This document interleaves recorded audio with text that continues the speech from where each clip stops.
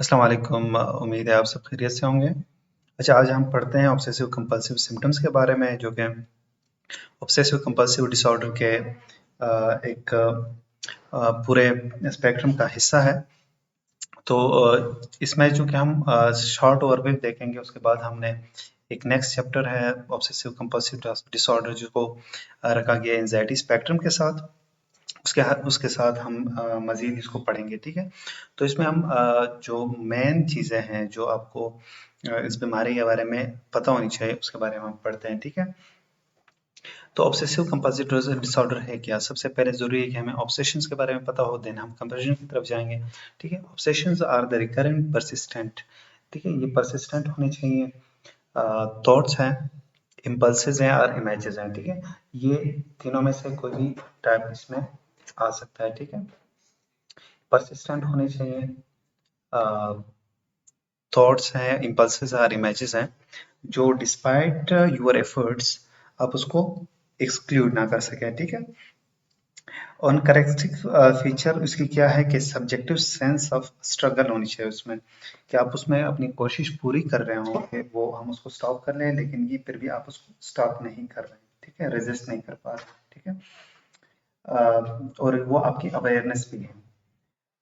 Another characteristic feature is the conviction that to think something is to make it more likely to happen.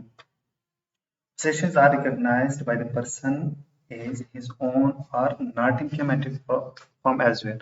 अच्छा, इसमें एक चीज आपको irritate करेगी कि हम इसको डिफरेंशिएट कैसे करें जो दूसरे डिसऑर्डर्स हैं, ठीक है, लाइक स्किज़ोफ्रेनिया में डिल्यूजन्स हैं।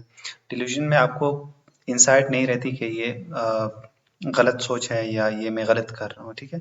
इसमें आपको पूरी अवेयरनेस होती है कि ये you are doing it wrong, ठीक है। Another important distinction from the delusion is that the obsessions are regarded as untrue or senseless, ठीक है, जिसमें आपको इंसाइट पूरी होती है, ठीक है। और ये दूसरी इसमें इम्पोर्टेंट चीज़ ये है कि ये बाहर से नहीं होते, ये आपके माइंड के अंदर से ही आ रहे हैं, ठीक है, ये आपकी अपनी सोचों पे मुश्तमिल होते हैं। अनलाइक जो डिल्यूजन्स हैं उनमें सोचें बाहर से आ रही होती है, ठीक है। They are generally about matters that the patient find distressing and otherwise unpleasant है, ठीक है। ये अनप्लेजेंट भी होने चाहिए, ठीक है। The presence of the resistance is important है, ठीक है। जो मेन आपका पूरा डायग्नोसिस क्राइटेरिया वो इस चीज़ पे बेस करता है, लेकिन इसमें एक चीज़ इंपॉर्टेंट आपने रखनी है कि जितने भी आपके ऑब्सेशंस ज़्यादा होंगे, जितने भी ज़्यादा ओल्ड होंगे, ठीक है, उतनी ही ये रेजिस्टेंस वक्त के साथ ख़त्म हो जाएगी, वो ठीक है। और मैं भी आपको ये इंसाइट भी ना रहे कि दीज आर रॉन्ग, ठीक है। तो नीचे ग्राफ के पढ़ते हैं, ठीक है। However in practice this decision can in isolation be very difficult since the resistance tends to diminish when the obsessions are long lasting, ठीक है। बाकी भी इसमें हम ये पढ़ते हैं कि जितने भी आप आगे जाके इनसाइड भी जा सकती है, जितनी भी उसकी सिविरिटी ज्यादा होगी, ठीक है। Furthermore when obsessions are very intense the patient may become less certain that they are false, ठीक है।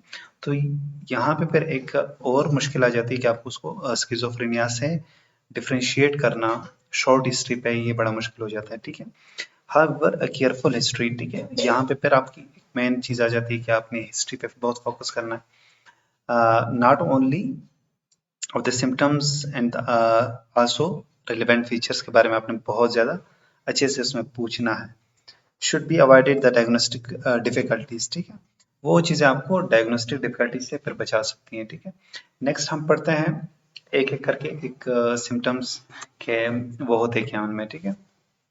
तो उनमें सबसे इम्पोर्टेंट है ऑब्सेशनल थॉट्स, ठीक है, इम्पोर्टेंट है ऑब्सेशनल रुमिनेशंस हैं, ऑब्सेशनल डाउट्स हैं, इसी तरह ऑनवर्ड है, ठीक है। ऑब्सेशनल थॉट्स ये है कि आपको बार बार एक चीज़ के बारे में ख्याल आ रहा है, सोचें आ रही है, लाइक कि मैं किसी रिलीजियस पर्सनालिटी के बारे में या रिलीजियस इवेंट के बारे में या किसी भी इस तरह के चीज़ के बारे में बात करो जिसके बारे में बात करना आमतौर पर नामुनासिब समझा जाता है, ठीक है।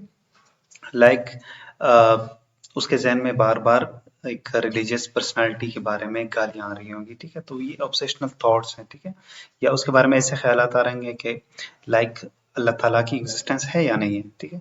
और इसी तरह ऑब्सेशनल रुमिनेशंस इस तरह है कि बार बार आपको इस तरह के थीम्स या सोच विचार जिसको हम कहते हैं कि ख्यालात आ रहे हैं जो कि आमतौर पर आने नहीं चाहिए, ठीक है। मिसाल तौर पर बार बार अगर एक मरतबा बंदे को ख्याल आए कि ये दुनिया ख़त्म हो जाएगी तो इट्स ओके, लेकिन बार बार अगर आपके दिमाग में एक ही साइक्लिक वे में चल रही है, ठीक है, एक विशियस साइकिल में चल रही है एक बात, तो उसको हम ऑब्सेशनल रुमिनेशन कहेंगे, ठीक है। उसके बाद हम पढ़ते हैं ऑब्सेशनल डाउट्स, ठीक है। डाउट्स शक को कहते हैं, तो उसमें बार बार एक बंदे को चीज़ों पे शक होती है कि क्या मैंने लाइट्स बंद कर दी, क्या मैंने दरवाज़ा बंद कर दिया, या मैंने अंगीठी बंद कर दी या नहीं की, ठीक है। उसके बारे में अगर आपको ख्यालात आ रहे हैं, ठीक है, तो ये ऑब्सेशनल डाउट्स हैं, ठीक है। उसके बारे में हम पढ़ते हैं, उसके बाद पढ़ते हैं इम्पल्सिस हैं, ठीक है। अगर आप गाड़ी ड्राइव कर रहे हैं तो आपको बार बार ख्यालात आ रहे हैं कि ये ना हो मुझे ये आगे साइकिल वाला या कोई भी बंदा हो ये मुझसे जख्मी ना हो जाए, या किचन में जाते हैं तो आपको डर लगने लगे कि ये जो मेरे सामने छुरी पकड़ी ये ना हो मैं किसी को इसे मार दूं या किसी को जख्मी ना कर दूं, ठीक है। या अपने एक्शंस पे आपको पूरी कंट्रोल ना हो, ठीक है। या मिसाल तौर इन्होंने लिखा कि शाउट इन द चर्च, ठीक है, कोई चर्च में या मस्जिद में कोई उल्टी सीधी बात कह देना, ठीक है। उसके बाद हम पढ़ते हैं ऑब्सेशनल फोबियाज, ठीक है। ऑब्सेशनल फोबियाज भी इसी तरह चीज़ों से डर लगना, ठीक है, कि चाकू आपके सामने पड़ा है आपको डर लगता है, ठीक है, कि मैं हो सकता है मैं इसे कुछ उल्टा सीधा ना कर लूं, या किसी भी इस तरह की चीजें। Sometimes obsessional fears are called illness phobias भी उसको हम कह सकते हैं, ठीक है। तो इस तरह की चीजों से हमें डर लगने लगे तो इसको हम कहते हैं ऑब्सेशनल फोबियाज। जैसे उन्होंने चाकू का जिक्र यहाँ पे किया हुआ है कि मैं किसी को जख्मी नहीं करता। अब यहाँ पे इम्पल्सिस और फोबिया में आपको ये चीज डिफरेंस का पता होना चाहिए, ठीक है। इम्पल्सिस और फोबिया में आम फर्क यही है कि इम्पल्सिस में आपके एक्शंस के डरते हैं कि आप गाड़ी ड्राइव कर रहे हो कि मैं किसी को मार ना दूं, ठीक है। और फोबियाज में ये है कि मैं ये चीज उठाना ही मेरे लिए मुश्किल हो जाएगा, ठीक है, मुझे चाकू से डर ही लगने लगे, ठीक है। उठाना तो दूर की बात है, माना कि दूर की बात है, अगर मैं चाकू पे मेरी नजर पड़ती है तो मुझे डर लगने लग जाता है, ठीक है, अप्रीहेंशन होने लग जाती है। फिर आता है ऑब्सेशनल स्लोनेस। स्लोनेस ये हो जाता है कि आप अगर आपको बार बार एक चीज के बारे में आप सोचते हैं तो डेफिनेटली वो टाइम कंज्यूमिंग है, ठीक है। अगर आप बार बार हाथ धोते हैं या बार बार पैसे गिनते हैं या कोई चीज ऑर्डर से रखते हैं तो डेफिनेटली वो टाइम कंज्यूमिंग है, तो आम लोगों के निस्बत इसमें ज़्यादा टाइम लेता है। अब टेबल्स पे हम बड़ा फोकस करते हैं, ठीक है, ये टेबल आपका बड़ा इंपॉर्टेंट है, ठीक है। उसमें आपका तकरीबन सारी चीज़ें कवर हो रही है, तो ऑब्सेशंस हैं जो कि ऑब्सेशंस के बारे में हम पढ़ते हैं, ठीक है। तो उसमें थॉट्स हैं, रुमिनेशन के बारे में हमें पढ़ना कि सोचें आती हैं जो कि आम नहीं आनी चाहिए, ठीक है। डाउट्स हैं उसमें शक आता है, इम्पल्सिस हैं, ऐसी ऐसे काम जो आम बंदा कर रहा होता है तो उसे उसको नॉर्मल ले रहा होता है, लेकिन जब ओसीडी का पेशेंट उसे कर रहा होता है तो उसको लग रहा होता है कि मैं इससे किसी को इंजर कर लूंगा। या आमतौर पर हम छुरी का इस्तेमाल करते हैं तो हमें कोई इस तरह के ख्यालात नहीं आते, लेकिन जब ओसीडी का पेशेंट छुरी लेता है तो उसको लगता है कि मैं मुझे इसको इस तरह का एक्ट ना हो कि मैं किसी को इंजर कर लूँ, ठीक है। ऑब्सेशनल फोबियाज है डर लगना, कंपल्शंस हैं, ठीक है। अच्छा, कंपल्शंस के बारे में हम फिर मजीद आगे पढ़ते हैं, ठीक है। ऑब्सेशनल स्लोनेस है, ठीक है। स्लोनेस अल्टीमेटली जब टाइम कंज्यूमिंग एक्टिविटीज है तो उसमें स्लोनेस आ ही जाती है, ठीक है। अब हम पढ़ते हैं कंपल्शंस की तरफ, ठीक है। तो कंपल्शंस आपको मतलब तकरीबन 5 या 6 इस तरह के डोमेन्स हैं जिसमें कंपल्शन से आपको परेशानी होती है, ठीक है। उसके बारे में हम आगे जाके पढ़ेंगे कंपल्शंस का, लेकिन उससे पहले जो ऑब्सेशंस हैं वो किस थीम पे बेस करते हैं, ठीक है। जो थीम इम्पोर्टेंट है उसमें डर्ट, कंटेमिनेशन, आमतौर पर आपको अक्सर मरीज इस चीज के साथ में वो कुर्सी को हाथ नहीं लगा पा रहा होगा, वो अलमारी के हैंडल को हाथ नहीं लगा पा रहा होगा, दरवाजे को हाथ नहीं लगा पा रहा होगा, ठीक है। तो ये डर्ट कंटेमिनेशन मोस्ट प्रोमिनेंट है, ठीक है। एग्रेशन है, इतना ज़्यादा परमानेंट नहीं है, आपको पीडी या वार्ड में जब देखते हैं, ठीक है। ऑर्डर लाइनेस है, ठीक है, एक चीज़ों को एक खास पैटर्न पे रखना, कमरे को एक खास अंदाज में साफ करना, ठीक है। लाइक पहले झाड़ू नहीं लगाना, पहले चीज़ों को एक जगह पे रखना है, देन एक खास ऑर्डर में रखना है, ठीक है। लेकिन एक आम बंदा जब उसको देख रहा होगा, ठीक है, अगर उसमें कोई भी डिस्टर्बेंस आ जाए तो वो उसके लिए वो सूटेबल नहीं होगा, उसको वो उसको बहुत ज़्यादा इरिटेट कर रहा होगा, ठीक है। अगर एक और बंदा उसी कमरे को साफ कर रहा होगा तो वो उसको इरिटेट कर रहा होगा कि इस तरह नहीं होता जिस तरह मैं साफ करता हूँ, ठीक है। इलनेस है कि एक बीमारी से बार बार उसको डर लगने लग रहा है, ठीक है। इसमें फिर जब आप मजीद आगे जाएंगे, ठीक है, तो इलनेस फोबिया होता है, इलनेस एंजाइटी डिसऑर्डर है, ठीक है, हाइपोकॉन्ड्रियासिस है। तो वो उन चीज़ों से फिर आपको डिफरेंशिएट हिस्ट्री टेकिंग पे कर सकते हैं, या मजीद आप नॉलेज गेन करेंगे, आगे हम जाके पढ़ेंगे तो आपके लिए आसान हो जाएगा, ठीक है। सेक्स के बारे में, ठीक है, अपने आप अपनी फैमिली के बारे में उसको इस तरह के ख्याल आता है जो आम सिचुएशन में उसको शर्म आने के काबिल है, ठीक है। मदर सिस्टर के बारे में इस तरह के ऑब्सेशंस आते हैं कि वो किसी और के सामने बयान ही नहीं कर सकता, इवन दोस्तों के सामने वो बयान नहीं कर सकता कि मुझे किस तरह के ऑब्सेशनल थॉट्स आ रहे हैं, ठीक है। रिलीजन के बारे में जैसे हमने बात की, ठीक है, जो रिलीजियस पर्सनालिटीज हैं, ठीक है, उनके बारे में इस तरह की सोच आना या उस तरह की बातें जहन में आना, और उन पे उसको पता भी होगा कि ये मैं गलत सोच रहा हूँ, लेकिन बार बार उस चीज़ से जब आपको दिमाग में आती है तो वो अल्टीमेटली आपको परेशान कर रही होती है, ठीक है। कंपैरिजंस की तरफ हम पढ़ते हैं। Comparisons are repetitive and seemingly purposeful, ठीक है। अब यही चीजें इसको डिफरेंशिएट कर रही थी जो आपके मल्टीपल दूसरे डिसऑर्डर्स हैं, ठीक है। ये रिपीटेटिव है, पर्पसफुल है, बिहेवियर्स है दैट आर प्रोफाउंड इन स्टेरियोटाइप्ड वे, ठीक है। अब एक स्टेरियोटाइप हम पढ़ते हैं, एक मैनरिज्म पढ़ते हैं, ठीक है, तो इन चीज़ों में भी आपको डिफरेंशिएट करना आना चाहिए, ठीक है। रिपीटेटिव होना चाहिए और ये पर्पसफुल होना चाहिए। अगर ये पर्पसफुल मोमेंट है तो उसको हम कहते हैं स्टेरियोटाइपीज, ठीक है, और अगर उसकी कोई खास मकसद नहीं होता, ठीक है, तो उसको हम कहते हैं मैनरिज्म, ठीक है। इसको जब आप देखते हैं, ठीक है, आमतौर पर कंपैरिजंस, आमतौर पर नहीं बल्कि हमेशा कंपैरिजंस एक ऑब्सेशनल थॉट को ही फॉलो कर रहे होते हैं, ठीक है। सबसे पहले ऑब्सेशनल थॉट्स आएंगे, देन कंपैरिजंस की तरफ आप जाएंगे। ये नहीं हो सकता कि आप एक कंपल्सिवली एक काम कर रहे होते हैं, और हो भी सकता है लेकिन ये बहुत ही कम, ठीक है। आप एक चीज के बारे में बार बार सोचेंगे तो वो काम करेंगे, ठीक है। इसी तरह ओसीडी में आता है, ठीक है।